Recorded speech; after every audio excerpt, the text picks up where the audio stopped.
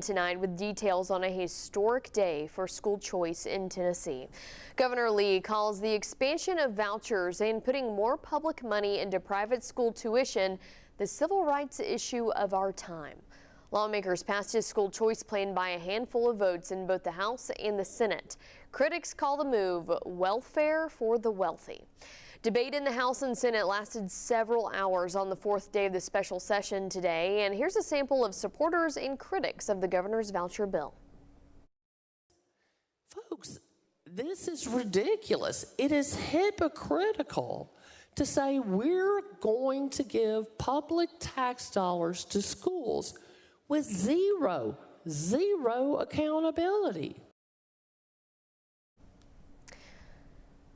That was State Rep Gloria Johnson speaking there from Knoxville. Again, we want to also show you the expansion of school vouchers. We have a graphic to show you there. 20,000 new students can apply. Each scholarship is about $7,000. You can see the income limits for half the vouchers, and the other 10,000 have no income limits. Tonight, we are focused on one amendment inside the bill lawmakers passed. It centers on $2,000 bonuses for public school teachers.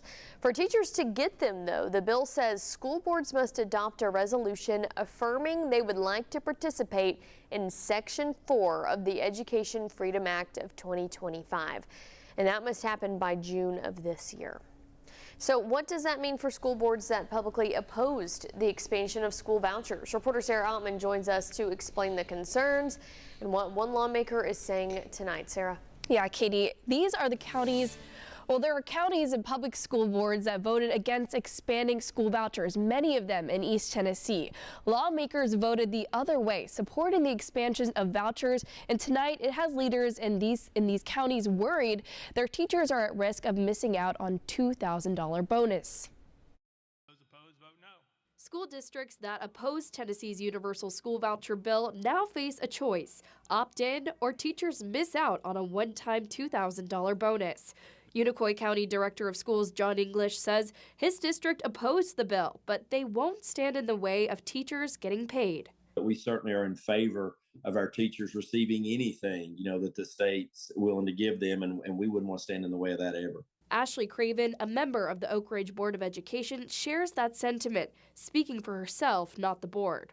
But I personally am not above swallowing my pride if it's something that will benefit the teachers in our district. But when the amendment was first introduced, both English and Craven had questions. I had some questions early on about whether we had to pass a resolution supporting the voucher plan, but my understanding is that's not the case.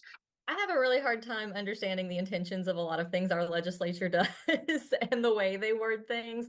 State Representative Jason Zachary, who supported the amendment, says it's not about agreement, just accountability.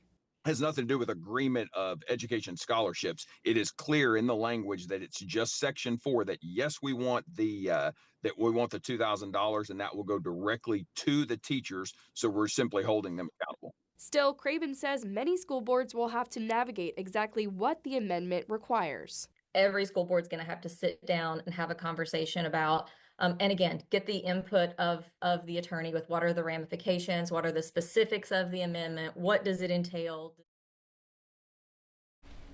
We reached out to other school boards openly criticizing the voucher bill with a simple question: what's next? Blount and Jefferson County declined to comment, and by news time, we haven't heard back from any other districts. Katie.